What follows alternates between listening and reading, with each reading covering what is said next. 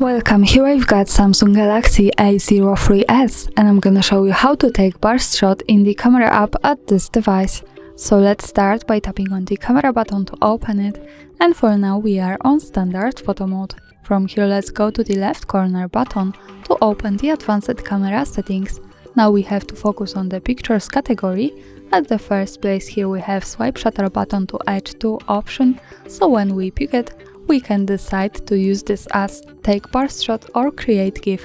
Let's stay on the burst shot, and when we go back to the camera and slide down to the edge the shutter, we can take series of pictures in a really fast way, so our burst shot. And that's all, thanks for watching, subscribe our channel and leave the thumbs up.